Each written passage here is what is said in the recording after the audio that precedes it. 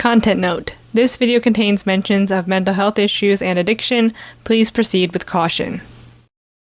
He's just 16, but he's already a legitimate international pop star. Please welcome Justin Bieber. Justin Bieber may only be 16, but he's one of the biggest pop stars on earth. When he turns up for an appearance, things get a little hectic. I think what fascinates me the most about Justin Bieber is that his life feels like it should be a social experiment, but in fact it's all real. Like, we really took a 12-year-old kid, put him in front of the world, made him a global superstar, gave him more money than anyone would know what to do with, let alone a kid, and then we were surprised when it all came crashing down. That's something I'd expect to read about in an outdated psychology textbook along with the wave experiment, not something that happened less than 20 years ago.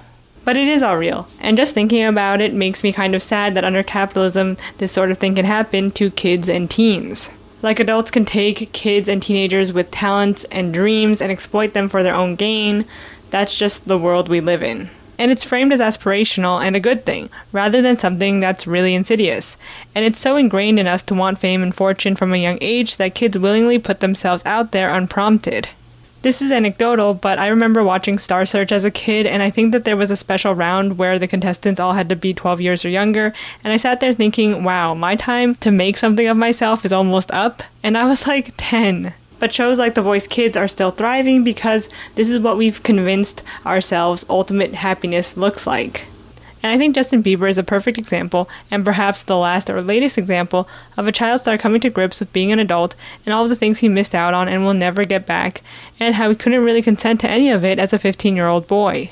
I guess that's why they call becoming famous making a deal with the devil. Justin's story reminds me a lot of what Harry said in the Harry and Meghan special, which is basically, we'll give you fame and money as long as we have total access to your body, your personality, and your life. That's the trade-off. And in the end, that's not really fair. The money and lifestyle Justin has now because of his former success doesn't get his teenage years back. Doesn't mean he gets to rewrite his story. And just knowing that makes me sad. So I think it's time we talk about Justin Bieber in the context of his preteen and teen stardom, and how meanly adults treated him when they're also the ones who built him up. And just to be clear here, this isn't a Justin Bieber apology video. Like, I'm not here to defend his actions or make him out to be better than he is. And in fact, he's been pretty open and has talked about his young adult and teen years, and has actually made recovery part of his current brand. Instead, this video is going to focus on Justin's life, past, present, and future, how Justin Bieber's trajectory changed celebrity forever, and how we'll probably never see another Justin Bieber again, and why that's for the better. So without further ado, let's go.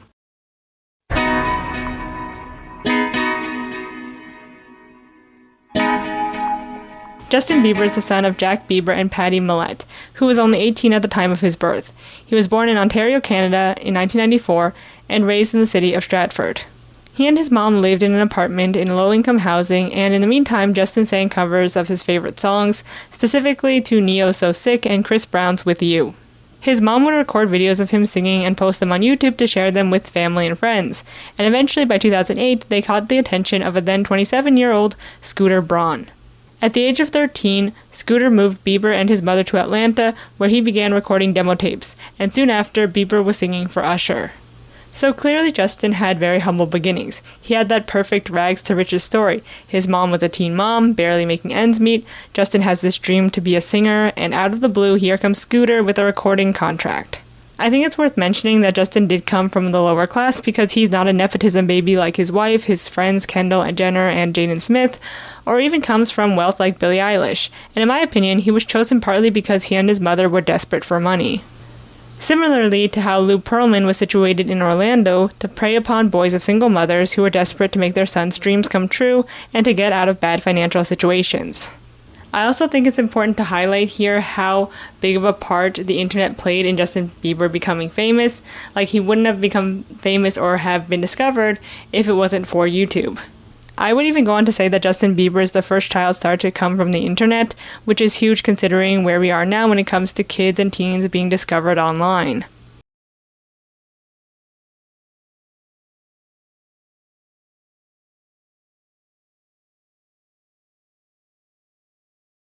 Bieber was the blueprint, if you will, for a whole new generation of aspiring stars. And being a YouTuber was part of his novelty. Scooter even encouraged Bieber to keep making low-quality videos in his room in order to give it to kids. Let's not use expensive cameras. We'll give it to kids. Let them do the work, so that they feel like it's theirs, recalled Braun. So even his seemingly homely videos were part of the master plan. Justin's rise to fame was pretty quick. After signing with Braun, he released his first album, My World, in 2009, and had 7 songs from that album chart on the Billboard Hot 100. And even before the release of the album, he had 4 singles on the charts, making him the first solo artist to do so. He was setting records at only 15 years old. 2010 and 2011, when Bieber was 16 and 17, was when his stardom really became global. Baby, his most notable single, could be heard everywhere in the world. He also went on his first world tour to promote My World and My World 2.0, and during this tour he performed 126 shows throughout North America, Europe, Latin America, Oceania, and Asia. An unimaginable feat for someone, again, who was only 16.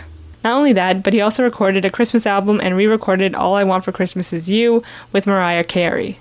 During this time, it's important to remember that Justin's team, the people who were managing and bringing him up, though they were young, as Scooter was just pushing 30, were all at least a decade older than him. And before we go on, here's just a small breakdown of Justin's entourage.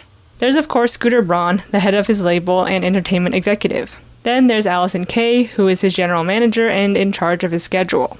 Next there's Ryan Good, who Usher employed to be Justin's swag coach, if you will. He basically taught him how to dress, styled him, gave him advice on how to act, etc. Josh Goodwin, his sound engineer, has been working with Justin for over a decade and said in the Seasons documentary that Justin enabled his entire career. Then there's Pooh Bear, who is Justin's main collaborator when writing songs. He has also worked with Justin for more than 10 years. And lastly, there's his choreographer, Nick DeMora, who again has been with Justin since the beginning. In the documentaries that Justin curates and puts out about himself, he rarely ever shows his family, and it seems to me that his family is his crew more than his actual family, which is fine, but also noteworthy in that that's how close he is with these people. But as Michael Scott learns, employees can't be your family. Justin always talks about how people are depending on him and expecting things from him, and he's not just talking about his fans and the media at large, but his staff are depending on him for jobs, his family is depending on him for money and to maintain their lifestyles, etc. That's a lot of pressure on an adult, let alone a child. In all, he just wasn't hanging around people his age. Though he did collaborate with fellow internet success Sean Kingston and celebrity Jaden Smith, his day-to-day life was him interacting with adults, and that obviously led to some problems. Justin even talks about how looking back he felt like no one listened to him, and there was a lack of respect because of his age and the power dynamic between him and his staff that made him want to rebel. In the documentary Seasons, Scooter says that he kind of left Justin alone during this era and let him learn on his own. He didn't really want to be associated with him once he started getting into scandals, and that's really telling to me personally. When he turned 18, it started bubbling a little bit. 19 to 21? That was probably that dark period. So I think I just kind of put a little distance with that for my own sake. I don't even know if anyone was a bad person. It was just kids mostly. And then I'm watching it and I'm like, oh, there's so many tragedies that could have been avoided. But then by the end, I'm like, there he is though.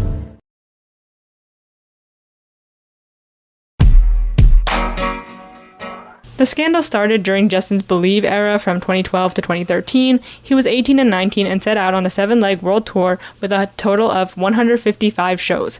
7 shows were cancelled, but he still performed at over 100 venues worldwide. Some incidents that made national headlines were his reckless driving around Calabasas and throwing eggs at his neighbor's house, causing thousands of dollars in damages. Internationally, the Believe tour was a financial success, but Justin really tarnished his image overseas, specifically in Brazil in 2013, where he was charged with vandalism as he graffitied various walls in Rio. He was also thrown out of the Copacabana Hotel for breaking valuables and destroying property, as well as trying to bring in call girls. He eventually rented a beach house in Rio, where one woman, a then 26-year-old sex worker, filmed a video of him sleeping without his consent, and he was only 19 at the time. The headlines were Justin sleeps with prostitute, the salacious thing being that he slept with a sex worker. But it should have really been, why is an adult sharing videos of a teenager? I think this incident also illustrates how Justin wanted to act older than he was, partying like an adult because he was surrounded by adults. I think he felt like he had to prove something to them. At the same time, being a teenager, he was also extremely irresponsible and reckless, the only difference being that he has tons of money. What could possibly go wrong? So in Germany, he abandoned his pet monkey. The monkey is okay and now lives in Copenhagen's Serengeti Park. Then there were other incidents that just left people, including me, speechless. For example, when visiting the Anne Frank house in the Netherlands, he wrote this infamous message. Truly inspiring to be able to come here. Anne was a great girl. Hopefully she would have been a believer. In 2014, he was arrested for a DUI in Miami, and that same year in September, he was charged with assault and dangerous driving in his hometown of Stratford after colliding with a minivan. His lawyer said that his reckless driving was because Bieber was trying to flee the paparazzi. And lastly, in June of 2014 was just not his year, a video leaked of a then 15-year-old Bieber singing the N-word in his song One Less Lonely Girl. In addition, he also told a chainsaw joke involving the N-word. He ended up apologizing the next day, saying, "I just hope that the next 14-year-old kid who doesn't understand the power of these words does not make the same mistakes I made." Justin has had to apologize and self-reflect a lot when it comes to him being a white guy in a mainly black music space and genre as an adult, especially since R&B is one of his favorite genres to sing to and to listen to. In addition, his favorite singers as a kid and as an adult are black singers. As a teen, he collaborated with a lot of black artists like Ludacris and Sean Kingston, and continues to do so to this day. So as an adult, he should know better. In 2020, he posted this on his Instagram. "I am a white Canadian, and I will never know what it feels like to be an African American, but what I do know is I'm willing to stand up and use my voice to shine light on racism, because it's a real thing, and it's more prevalent now than I've ever seen in my lifetime. We're all God's children, and we are all equal." Justin has also said he has benefited off of black culture, writing, "I am inspired by black culture. I've benefited off of black culture. My style, how I sing, dance, perform, and my fashion have all been influenced by black culture. I am committed to using my platform from this day forward to learn, to speak up about racial injustice and systemic oppression, and to identify ways to be a part of much-needed change." In his music video Intentions, he donated $200,000 to Alexandria House, a transitional home for women and children. He also bought an NFT for $1.3 million, so, come to your own conclusions about that. And though Bieber should know better, in 2021 when his Justice album dropped, he added in some samples of MLK's speeches that felt really ignorant and out of place in an album about love and growing up. As Britney Spanos wrote for Rolling Stone, Bieber explained that as a Canadian, he hadn't been thoroughly educated on Martin Luther King Jr. as a kid. "What I wanted to do with this was amplify MLK's voice to this generation," he said. But what happens when that amplification feels like a joke? Placed in the context of a formidable and pretty fun pop album all about love and growing up, Dr. King's conclusion leaves a bad taste. There is no soul-searching or depth to this particular type of activism. Slapping decontextualized words from one of our greatest orators in the middle of a wholly unrelated musical project is not the solidarity Bieber seeks. Anyway, from 2012 to 2014, he was clearly going through something and calling out for help, even though he was kind of a shithead while doing it. Justin even calls himself that when reflecting back on this period. I was a good kid, but I was still like a shithead. Part of it is definitely him just being an entitled teen and young adult and just not realizing how serious various socio-political issues are, but part of it is definitely on his management, who seemingly abandoned him during his time of need. Scooter again admitted that he purposefully left Bieber alone during this time, and I just can't get over how cruel that is. And because the public's perception of Bieber changed during this period, he was mocked and parodied. Though the parodies were lighthearted most of the time and meant to be funny, like Kate McKinnon's impression, or meant to be funny because it's true, like Bo Burnham's Repeat Stuff and even Rachel Bloom's Child Star, I can imagine that there gets to be a point where you can't really differentiate them all and find them in general to be grating.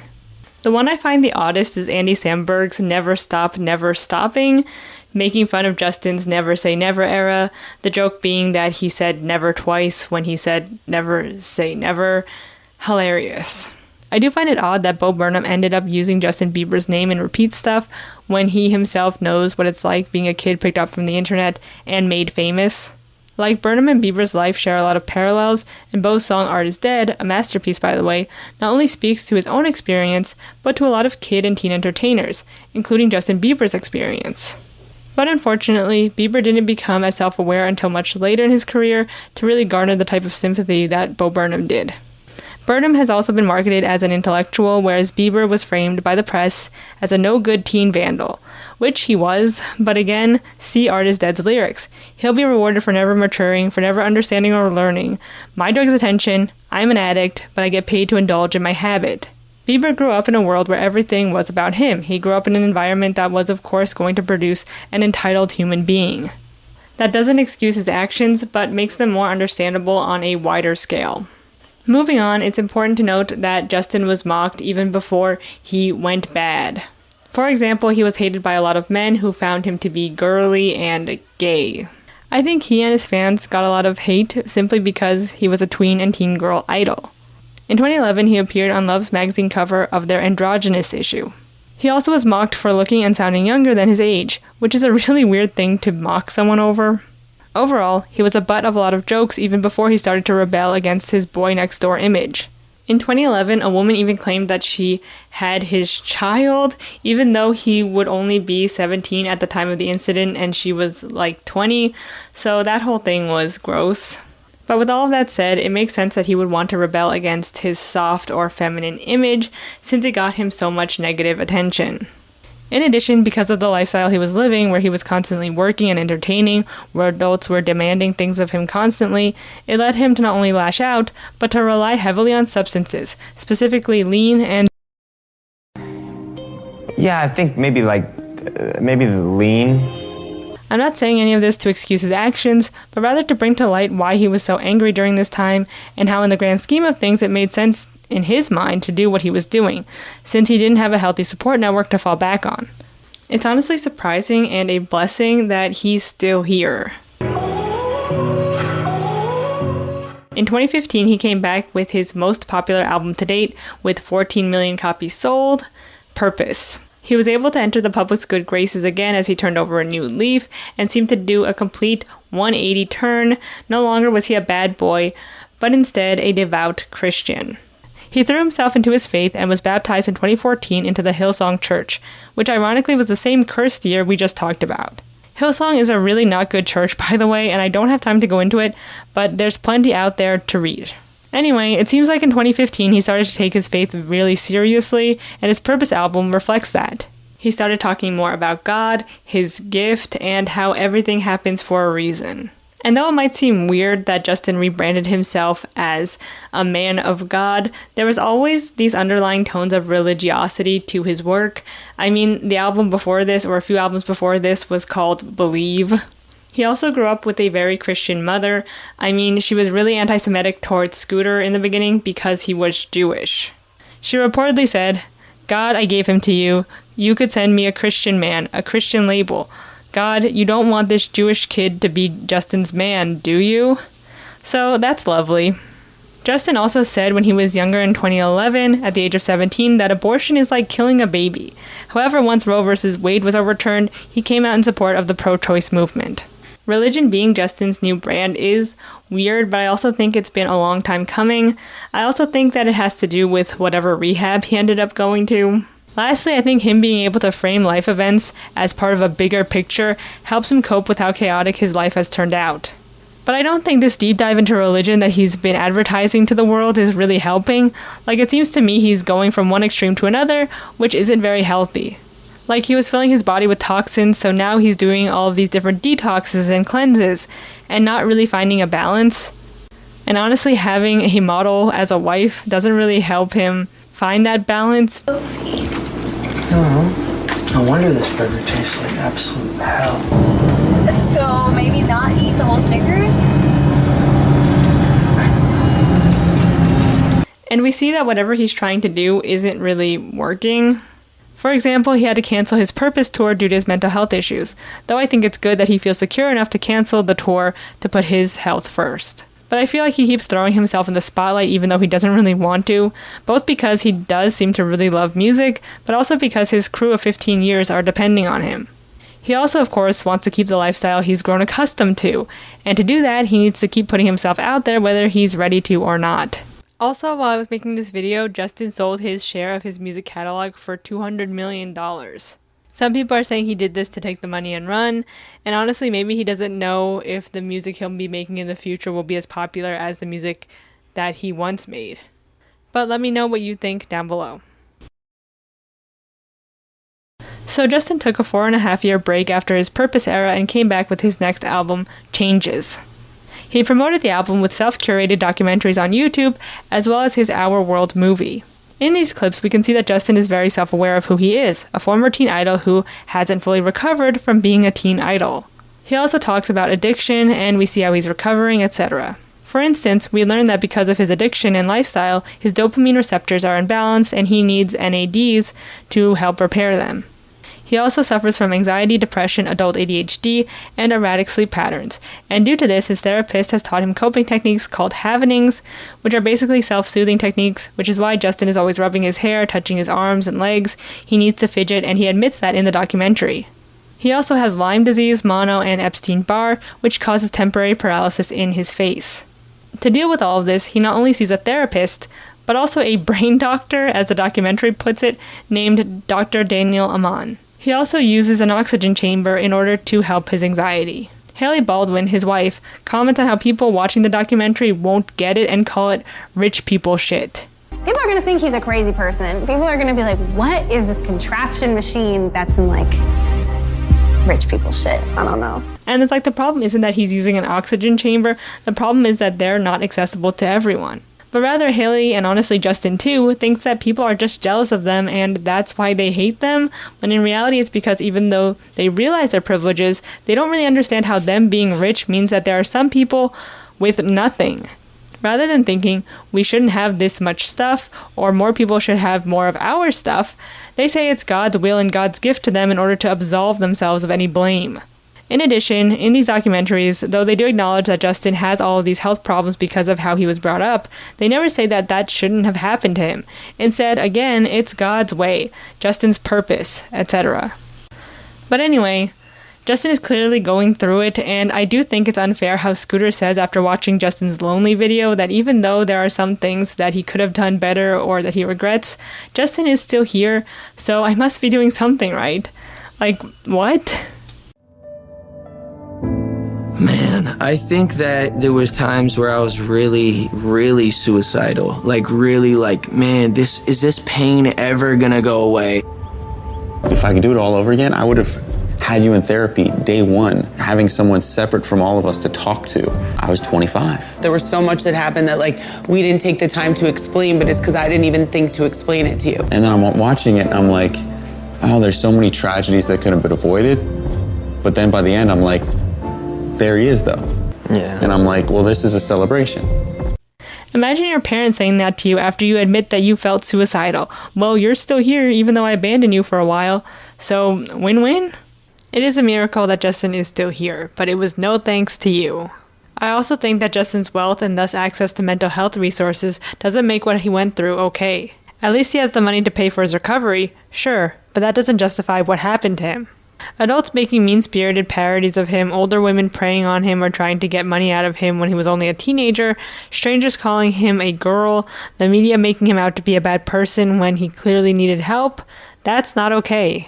In his latest album, Justice, the song Lonely perfectly encapsulates how he felt at that time and how he still feels, because in the end, Justin has lived a very solitary existence.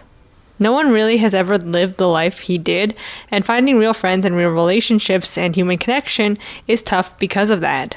And speaking of relationships, Justin has made being a husband his entire personality. Most of his documentary specials are about his marriage, which makes sense as when they came out, the wedding was fairly recent. But Justin and Hailey seem to talk about their marriage a lot because they seem to have a lot of ups and downs. And they think that sharing that they fight a lot on camera is relatable, but in the end, at least to me, it just comes off as concerning. Like, love shouldn't be that hard, a relationship shouldn't be that much work. But at the same time, when you're with someone like Justin, I can imagine that it is a lot of work. And that is fine. Hailey seems to be really supportive of him and seems like the only person who really gets him and who he really trusts, so I like seeing that. In the end, Justin's current state seems to be very fragile. Even though he continues to put on a brave face for the camera and keeps putting himself out there to continue to stay relevant and keep the money moving, he still looks pretty rough. Recently, Justin Bieber had to cancel the rest of his Justice tour to focus on his mental and physical health, as he was diagnosed with Ramsay Hunt syndrome, which temporarily paralyzed his face. Justin's health seems to be suffering, as well as his wife's.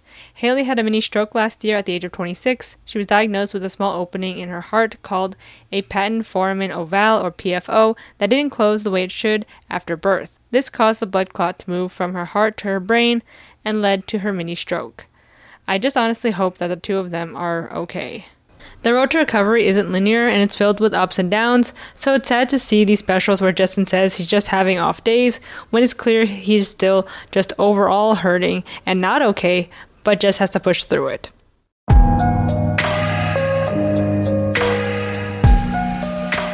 So, like I mentioned earlier, Justin Bieber was kind of the blueprint for regular people becoming famous via the internet.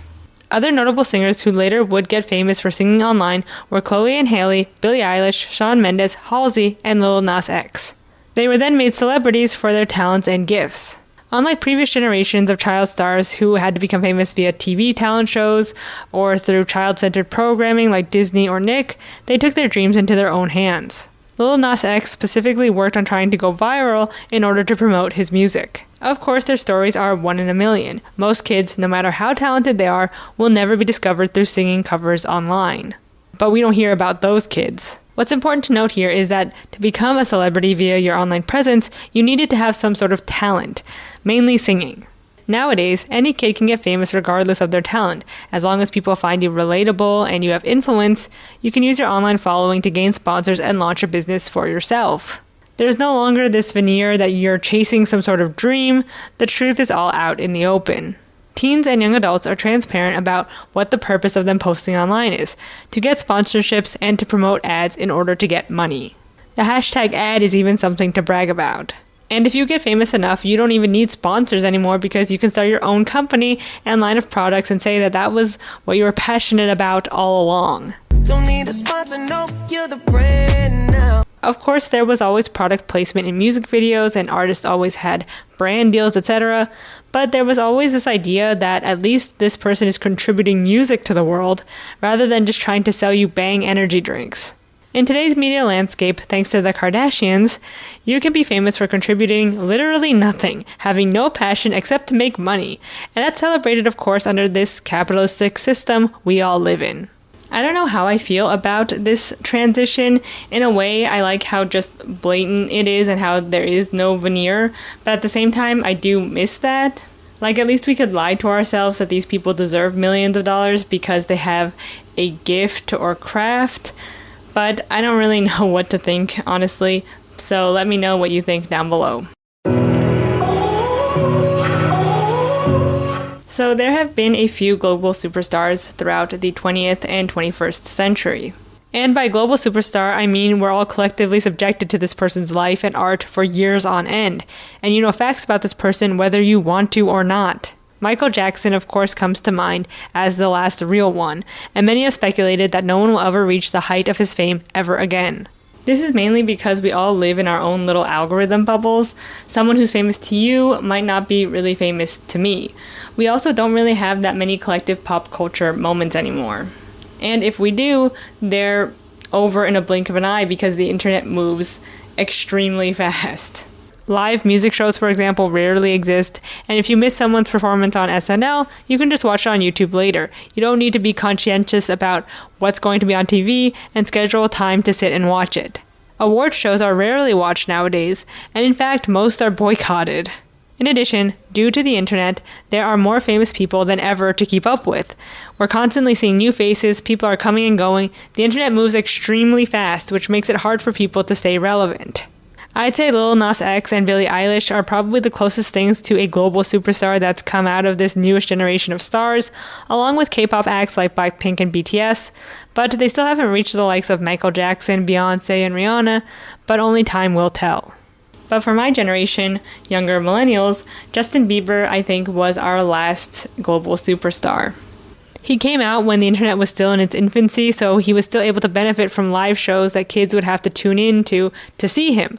Award shows, Ellen, other talk shows, and even Dick Clark's New Year's Eve. You would still buy physical copies of his albums as well. People would read about him in tabloids as well as teen mags like Tiger Beat and J14. People around the world were collectively subjugated to this person for years, and he didn't go away until he chose to in 2016. I think the closest thing we have to a Justin Bieber nowadays is again Lil Nas X, but also influencers who are bigger than a lot of artists nowadays. Overall, I think it'll be interesting to see if we will have a global superstar from future generations, because the world online is so vast and our feeds are so curated that it's hard to have a collective experience anymore, either online or offline. I don't know if that's necessarily a good or bad thing, but let me know what you think down below.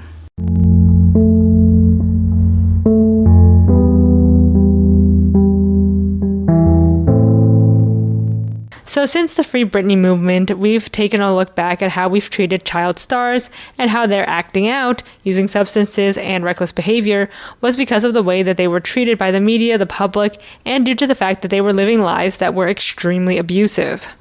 As Broe Deschanel argued in their video, fame can be a type of abuse. But I rarely see Justin Bieber's name come up during these conversations, and that makes me wonder why.